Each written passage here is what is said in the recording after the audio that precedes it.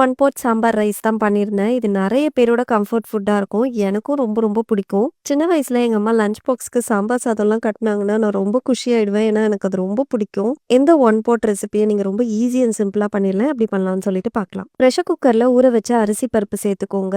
கூடவே சின்ன வெங்காயம், தக்காளி, 4 பல்லு பூண்டு, 1 பச்சை மிளகா, பெருங்காயம், பீன்ஸ், கேரட், நூல்கூல் சேர்த்துருக்கேன். உப்பு சேர்த்துக்கோங்க. தண்ணி ஊத்திட்டு மஞ்சள் பொடியும் சேர்த்து மிக்ஸ் பண்ணிட்டு 4 விசிலுக்கு பிரஷர் குக் பண்ணிக்கோங்க. சாம்பார் மசாலாக்கு உளுந்து, கடலைப்பருப்பு, சீரகம், மிளகு, வெந்தயம், தனியா, காஞ்ச மிளகா, கொஞ்சூண்டு தேங்காவையும் சேர்த்து நல்லா வறுத்துக்கோங்க. இதை பவுடர் பண்ணி எடுத்துக்கலாம். ஃப்ரெஷ்ஷா அரைச்சு சேர்க்கும் போது அதோட டேஸ்டே சூப்பரா இருக்கும். இப்போ நான் நெய்ல கொஞ்சம் முந்திரி பருப்பையும் வறுத்து வச்சுக்கிறேன். பேன்ல எண்ணெய், நெய் சேர்த்துக்கோங்க. கடுகு, உளுந்து, சீரகம், கருவேப்பிலை போட்டு பொரிஞ்சதும் அரைச்ச சாம்பார் பொடியையும் சேர்த்து மிக்ஸ் பண்ணுங்க. இப்போ ஊற வச்ச சின்ன லெமன் சைஸ் புளியையும் கரைச்சு சேர்த்துக்கோங்க. இப்போ ரைஸ் நல்லாவே வெந்துருச்சு. இப்போ நம்ம ரெடி பண்ணி வச்ச மசாலாவை இதோட சேர்த்து மிக்ஸ் பண்ணி கொடுங்க. கெட்டியா இருந்ததுன்னா கொஞ்சமா சுடு தண்ணி சேர்த்துக்கோங்க. கடைசியா கொத்தமல்லி, வறுத்து வச்ச முந்திரியும் சேர்த்து மிக்ஸ் பண்ணீங்கன்னா சாம்பார் ரைஸ் ரெடி. கண்டிப்பா ட்ரை பண்ணுங்க. என்ஜாய் பண்ணுங்க.